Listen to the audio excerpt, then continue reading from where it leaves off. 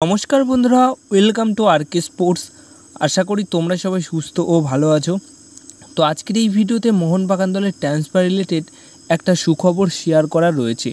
আর সেই সুখবরটি হচ্ছে মোহনবাগান দলের বাঙালি যুব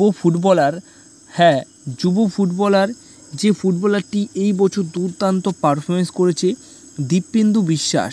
এই ফুটবলারকে নিয়ে এই দীপেন্দু বিশ্বাসের সাথে মোহনবাগান দল আরও 3 বছরের চুক্তি বৃদ্ধি করলো, অর্থাৎ আরও 3 বছরের চুক্তি বাড়িয়ে নিয়েছে।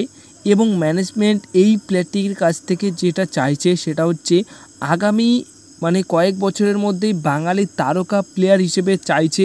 যেরকম আমরা এর আগে অনেক বাঙালি ফুটবলারকে দেখেছি ইন্ডিয়ান জার্সিতে মাঠ কাঁপাতে, এবং এখনও অবধি সুভাষিস বোস, প্রীতম কোটালের মতো ফুটবলাররা যারা এখনও অবধি আইএসএল দাপটের সাথে খেলে যাচ্ছে, তো তেমন ফুটবলার হিসেবেই তাকে কিন্তু চাইছে মোহনবাগান ম্যানেজমেন্ট।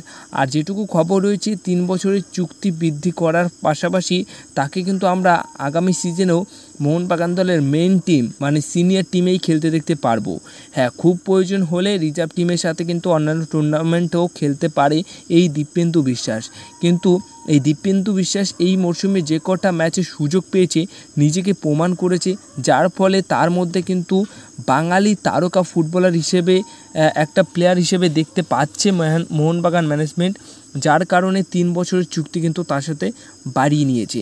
তো এই সিদ্ধান্তটা তোমাদের কতটা ভালো লাগলো বা কেমন কি হলো সেটা অবশ্যই তোমরা কিন্তু কমেন্ট বক্সে শেয়ার করো।